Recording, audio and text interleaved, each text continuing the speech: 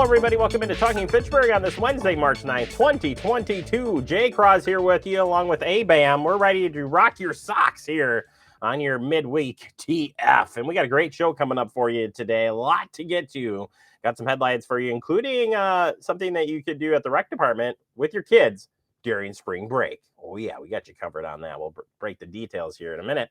Plus, we're going to check in with Fitchburg and EMS, a discussion with them last week. We're going to bring that interview back for you and get an update from them. Plus, we're talking with folks from Dane County Emergency Management on the Pulse Point app. If you haven't heard of this or checked it out yet, we're going to tell you why it's so important to download this app and become a helper for CPR situations. We'll break all that down coming up here in just a little bit of time. So important. Andrew and I both have it. Yes, Andrew's on the fire department. Yes, I was on an EMS service, but you can still help, right? Anybody can help with that. And that's what Pulse Point's all about. So looking forward to sharing that information coming up. But first, we do start with the headlines and that spring break talk. You looking for something for the kids to do during spring break? Well, the recreation department, they always have you covered, right? They're ready to go. And here's what it says. Keep your kids busy this spring break with a variety of fun programs. We partner with CI Pediatric Therapy on these programs, so all instructors are trained specialists on who can support participants' needs. More information to register, you just go to the city's website, fitchburgwi.gov, get yourself signed up. And even better with this, they have timed this so it covers all of the school district spring breaks. That's awesome. So we're not just talking about, well, maybe it's the Oregon, maybe it's Madison, maybe it's no, they're covering all of the spring breaks here with some fun stuff. Looks like some crafts, STEM work. You've got yogi. What's young yogis? I love that. That sounds so cool. And young detectives. Dun-dun-dun. It's going to be a lot of fun. We got stuff for different age groups as well. So you can check that out at our website, fitchburgwi.gov. Click on recreation. We are hiring as well. We're looking for a building attendant to help out in the city, along with many other job openings. This one is available to help keep the facilities for our community rec space clean, ready to go. If you're interested, ready to join Team Fitchburg, go to our website, fitchburgwi.gov, under jobs or careers, and get yourself filling out that application. There's plenty more jobs out there as well if you are interested in joining our team. Love to have you on board. All right, celebrating International Women's Day yesterday, Fitchburg Police Department sharing some fun photos. Here was one of those. Women pictured here represent the sworn in professional staff working on the afternoon shift. Please join in recognizing the women of the Fitchburg Police Department and the service to our community. Way to go, ladies. Doing awesome. Yeah, we got a great team down there in the Fitchburg Police Department. And speaking of the police department, the other half group was on the recruiting end of things. And these two officers were on scene. I like how it's written, on scene at the annual UW-Platteville Criminal Justice Career Fair. That happened yesterday. So getting out there and trying to find new recruits there. There are openings for police officer positions coming up. So we'll keep an eye on that. But they're out there doing some recruiting as well. Who wouldn't want to come on Team Fitchburg, right? You got to come on, get signed up. It's going to be great. Just saying. All right, moving on. Construction on the eastbound Beltline we've got to tell you about coming up. And this is all part of that flex lane work. Construction on the eastbound Beltline, you know it as US 12 and 18 near Todd Drive in Madison is scheduled to begin on Monday, March 14th. Overnight lane closure and traffic shifts are expected as well on Sunday night, March 13th. Work at this location is currently scheduled for completion on June 2022. Construction operations will occur during the day and night time. Traffic impacts include, traffic shifts on eastbound Beltline near Todd Drive, off-peak lane, and shoulder closures in the area. Todd Drive will remain open under the Beltline during the day. However, there are overnight closures. Todd Drive ramp to eastbound Beltline will be closed for 1 month. Motorists will need to use an alternate local routes. Periodic nighttime closures from 7 p.m. to 6 a.m. on the eastbound Beltline entrance and exit ramps of Todd Drive. Some construction operations may create substantial noise during the daytime and nighttime hours. Crews will do their best to minimize these impacts. There are no anticipated impacts of the westbound Beltline at this time. Construction at this location is part of the flex Lane project. Wisconsin DOT installed the Flex Lane signs and components and will conduct some thorough testing through spring. The Flex Lane is currently expected to be operational in the summer of 2022 following successful testing of the system. Yeah, we're excited to see this as it comes up and starts working. So it's a cool project, to say the least.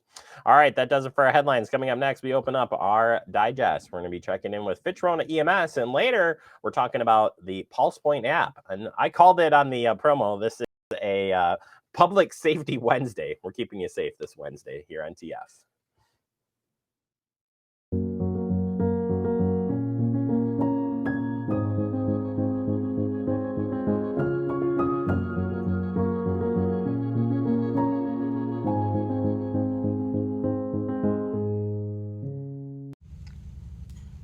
Hey, boss.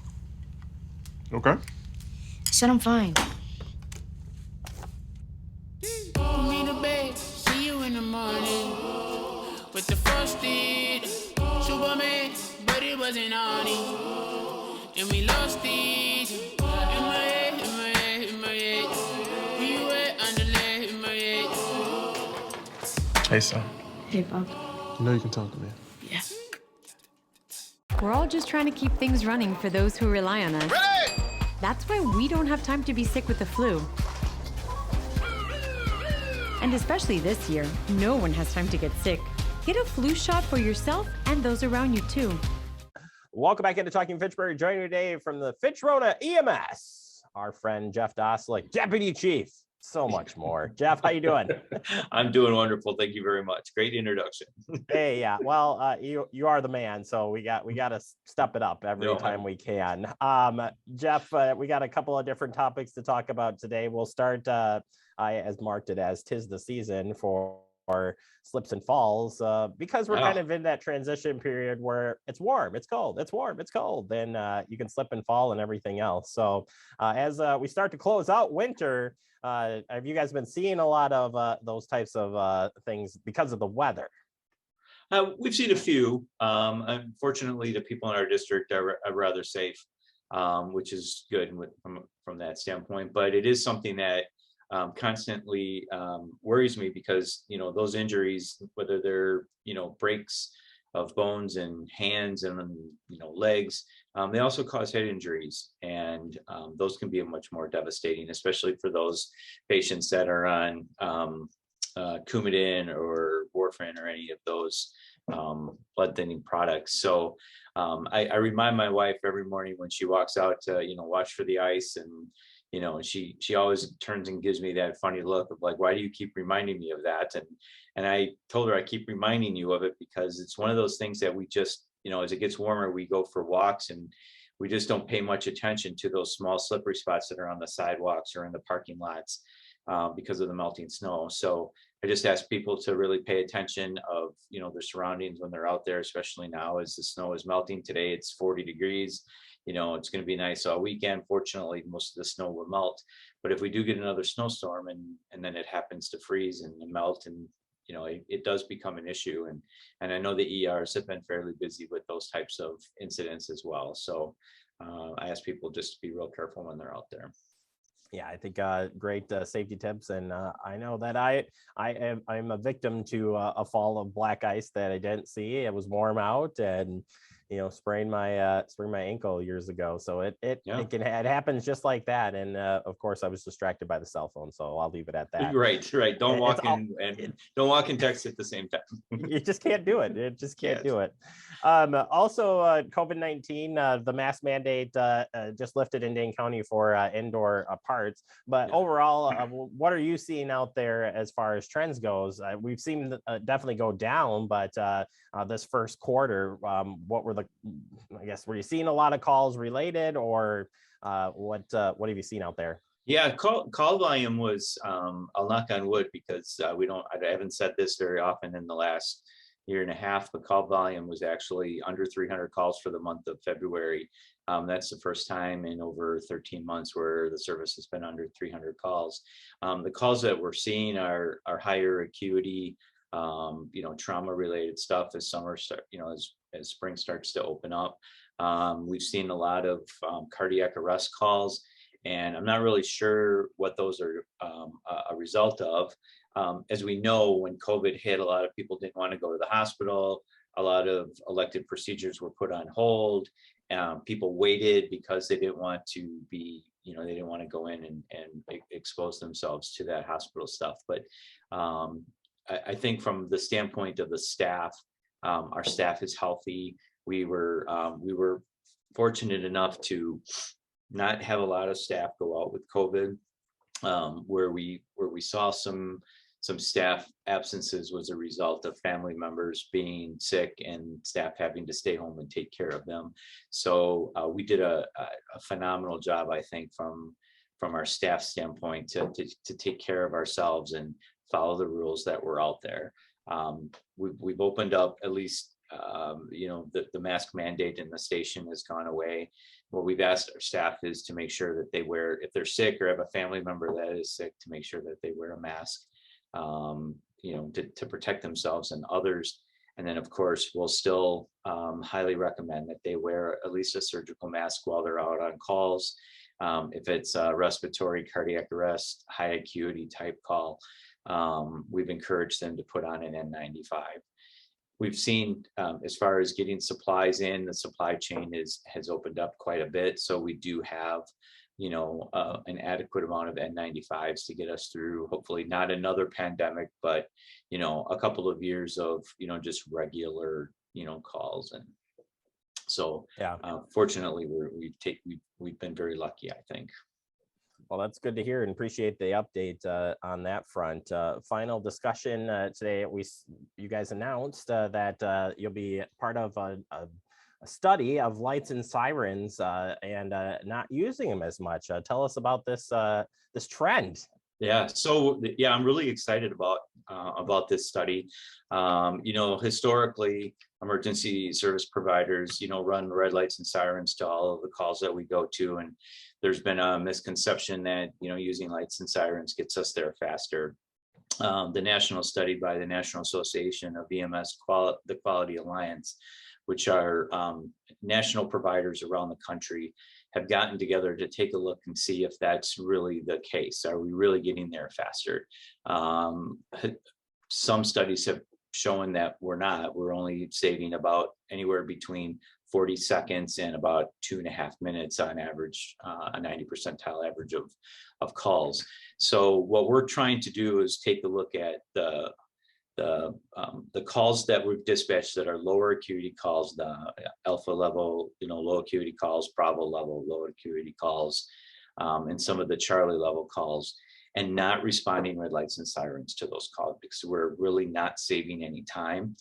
But we are, when we respond lights and sirens, really putting ourselves and the public at risk by going through those intersections, changing the lights. People that are driving don't know which way to turn. And the same holds true for transporting to the hospital. Are we really making a difference by going faster to get to the hospital? Now, I get it if it's your loved one and we're showing up with no lights and sirens and you wonder why we're doing that. I understand that there's a public perception.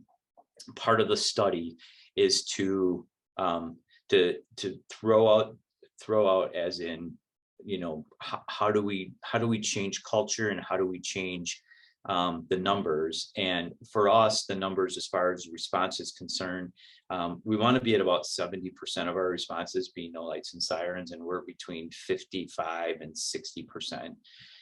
So we still have some work to do on that. And then as far as transporting to the hospital, they want us at least at 95% of the time transporting no lights and sirens, and we're between 88 and 90. So we're pretty close on those. And what we'll look at is those responses that are being transported to the hospital, lights and sirens, is we'll QA those calls to see if they were really necessary. Part of it is educating the staff on expectations and what our response policy is. And then this part of it for us today, and I'm glad you brought it up, is educating the public and trying to change the public perception that not every call, while we understand it's your emergency and we're there for you, but not every call requires a really rapid response of lights and sirens. So we're trying to do it, be proactive, take the public's interest in mind, understand where they're coming from. And if we need to do more education to change the culture of the perception of the public on what an emergency is. Now, we're working with our fire department partners in this, and it's an ongoing process. So I would suspect that, as we work through this, you may see the ambulance show up, non-emergent fire truck may show up, with lights and sirens. And we're trying to figure out how we can best serve the public with closest unit going red lights and sirens and other units not. So that's where we're at. I encourage people to send me an email, jeffd@fitchronems.com. You certainly can call us, and I'll explain, try to explain what we're trying to do here and try to change the public perception. Yeah, It's and a it's big lift. education. It is. It's a big education piece on both fronts, and that's what the study will help kind of help decipher through and see those trends. And it's safety first, right? If the ambulance can't get to you, then it's not going to be worth anybody's time for calling 911. Not saying that Fitchburg or any EMS service or fire service isn't safe on getting there, but you're right. It's just that education of when that's happening and everything that surrounds that. So it's going to be great to get more information, Jeff, and we'll certainly follow up with you on that for sure. We're one of 50 services around the country. We were chosen to be one of 50 services. City of Madison, Monona, and Deer Grove EMS in our area are part of the study. So it's not just us doing it locally. This is being looked at across the country, and how do we change perception across the country and saving lives. Saving lives by not crashing ambulances and getting providers and the public hurt in the response of what could be considered a non-emergent call is important. Absolutely. Well, I appreciate breaking it down, Jeff, and we'll look forward to learning more on that report and check back in with you next month. Great. Thanks. You bet. Jeff Doslick, your Deputy Chief of Fitchburg EMS, and we'll check back in with them real soon and keep you up to date on that lights and sirens study. We'll take a quick break. More to come. You're watching Talking Fitchburg.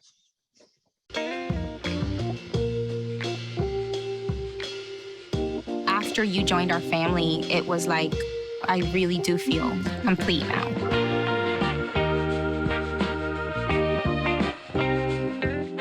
You could be spreading the coronavirus without realizing you have it.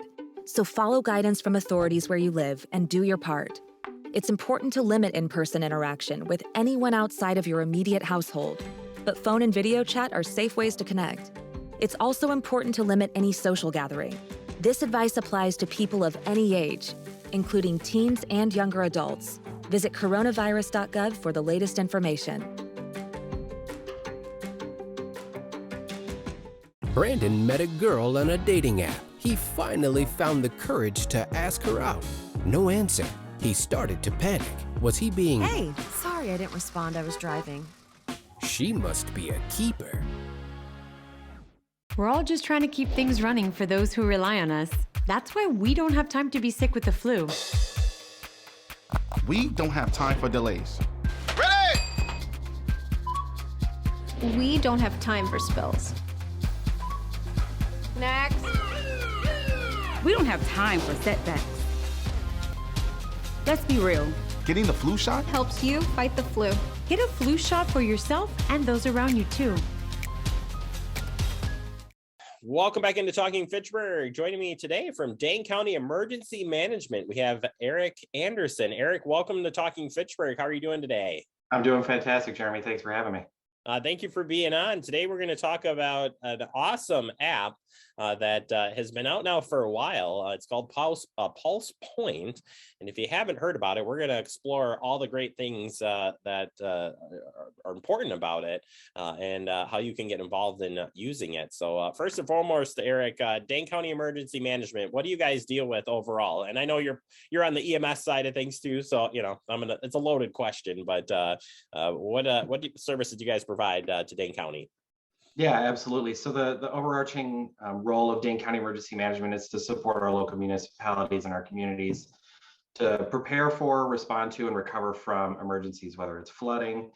Today we'll talk about sudden cardiac arrest, which fits more into the EMS division, but we are a lot of support and coordination and getting people connected with the resources to help be better prepared and recover from emergencies. Yeah, and you folks do a great job, and maybe I'm more biased to public safety, but you guys are doing a wonderful job. Pulse Point came out now several years ago. What is Pulse Point for people who are not familiar?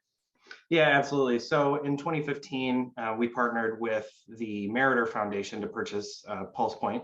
And Pulse Point is an app that essentially integrates with our 911 system. And Pulse Point will use your location and your cell phone. And depending on the location of a cardiac arrest, it has the potential to alert you that CPR is needed in that area. So for example, if I was in a public setting, if I was in a local park and somebody experienced a cardiac arrest, 911 would be able to alert me as somebody who's CPR trained and has the activations alerted to go and respond and provide care to that patient before EMS or law enforcement get there. And why is it so important to have this tool at our fingertips when we're talking about that sudden cardiac arrest? Yeah, absolutely. So time is everything. And this is a situation, I think a good phrase is we are each other's best chance when it comes to sudden cardiac arrest, because even in the best scenarios, EMS might be 5 to 6 minutes away. And that's in a really good scenario. So the more time that we can spend providing quality CPR to that patient, if they have experienced a cardiac arrest, is going to give them a better chance to respond to the treatments that the ambulance and the fire department are going to provide. How about success stories? So has it worked? We've had this for a while now. What are some of the success stories that you've heard from this Pulse Point app? Yeah, absolutely. So I think probably the most publicly recognized, there was a student at Madison College that experienced a sudden cardiac arrest.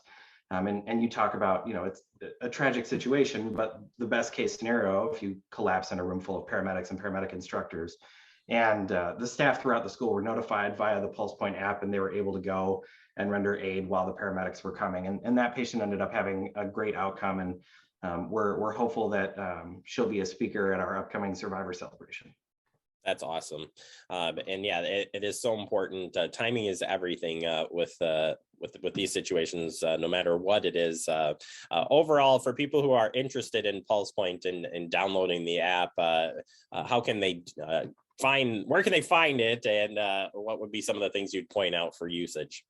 Yeah, definitely. So anywhere that you get apps. So if you're on an iPhone, you could get it wherever you download anything else. When you look for Pulse Point, you want to look for one of two things. It's a red icon for what we call Pulse Point Respond, which is the app that will alert you to CPR. It's a little red block with a pin and then an EKG line through it.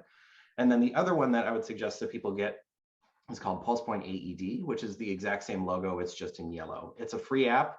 You can download it. When you're setting that app up, just make sure that a couple of things happen. Make sure that when you get into the app, you are subscribed to the CPR alerts. If you're trained and you're comfortable doing so. And make sure that in your phone, you're allowing the app to track your location, because it won't work unless that phone knows where you are in proximity to it. As far as looking down the road and other ideas for Pulse Point, is there any other tools that can be added to Pulse Point, or anything that we've learned from using this that you guys have made adjustments to it? Without knowing too much more in depth, I have Pulse Point, but what other features could you guys expand on in the future? Or are we kind of, this is working and we're going to keep up with it? It is working, but we always have room to expand. So two of the areas that we're really digging into, the first one is that Pulse Point AED. So we do have a registry of registered AEDs in our area, and we now have that connected to our 911 center. So our 911 call takers are fabulous at providing chest compression diagnostics, helping people through that if they're not trained or they're not initially comfortable, to try and get chest compressions going as quickly as possible. And now we have that AED registry connected so that if you're within a certain distance of an AED, they can tell you. They no longer have to ask if one's available. They can say, hey, you have this defibrillator, send somebody to go get it if you can. So that's one area of expansion. The other area is a program called Verified Responder. And this is something that the Madison Fire Department did implement a few years ago. And we know that 3/4 of cardiac arrests happen within a person's home. And that's something that right now in Pulse Point to the general public, we're not alerting them to. And that's admittedly a gap. If we have 3/4 of people having this event at their home, we need to get people to their home as quickly as possible. So the Verified Responder program proved promising, and that's something that we're pursuing for the rest of the county. Again, right now, that's the City of Madison Fire Department.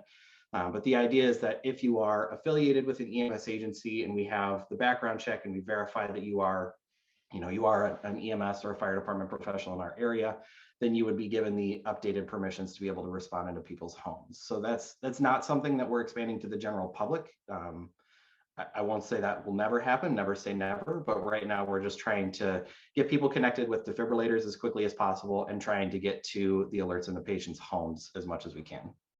Yeah, and you really think of the history of all of this. I mean, the basic of just trying to get people to do CPR classes, and now we have this at our fingertips is just amazing. And this might be a great chance to remind folks, Eric, why is it so important to take those CPR classes, no matter who you are? Yeah, absolutely. I think the first and foremost reason is you never know whether or not it's a training you hope you never have to need, but if you do need it, it's something that you want to be comfortable with and you want to be able to spring into action. I think it's a training that to the general public up until recently, it was maybe a little cost prohibitive or just difficult to find a class, but something that we're trying to push out now is a process called hands-only CPR, so that, John Q. Public doesn't have to go to a formal course and take a test and all that kind of stuff to feel like they have the tools needed to help somebody in cardiac arrest.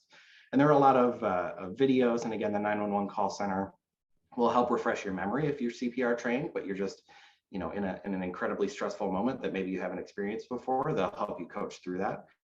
But that's something that any hands on the chest and getting as best of chest compressions as we can is going to give that patient the best chance. Absolutely, Eric. This has been great information. Appreciate your time. Any other comments on Pulse Point or Dane County EMS or emergency management? I just want to thank all the EMS, fire department, law enforcement professionals who do what they do. I want to thank anybody who does take the initiative to download the Pulse Point app. And if you do have the opportunity to use the app, or if you're alerted, please fill out the survey afterwards. That helps us a great deal in getting better care to people when they need it. Well, great work, Eric. Thank you so much for your time. You're a friend of the show now forever, so hopefully we can have you back on down the road. And tell Carrie Meyer hi for me. As I said before, she's even former EMS partner there, so she's great. But you guys are doing some great stuff there, and we appreciate your time. Absolutely appreciate it. Thanks, Jeremy. You bet. Pulse Point app. Check out the Dane County website under emergency management. You can download or just search that app store and find Pulse Point today and the AED version as well. We'll take a quick break. More to come. You're watching Talking Fitchburg. See on page 4 that the projections need to be blood next Thursday. Seriously? Thursday? Can't do that. This is really inconvenient. I have yoga that day. I have no time for this. So I can't do Thursday, but I can do Friday. Disasters don't plan ahead. You can. Talk to your loved ones about how you're going to be ready in an emergency. Don't wait. Communicate. Type 2 diabetes can have a big impact on your life, but how can it be prevented?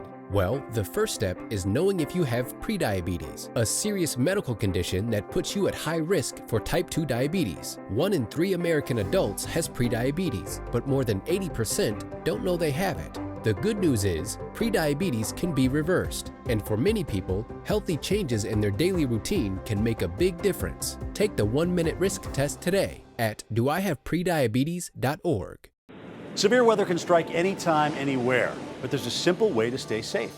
Hey, Jim Cantori here. I stay safe in dangerous weather by planning ahead. You can stay safe too with a few easy steps. Build an inexpensive kit with supplies for your family's needs. Write down important information like phone numbers and medications. Always talk with your family and remember any pets in your planning. Be ready, be safe. Start your plan today at ready.gov/plan.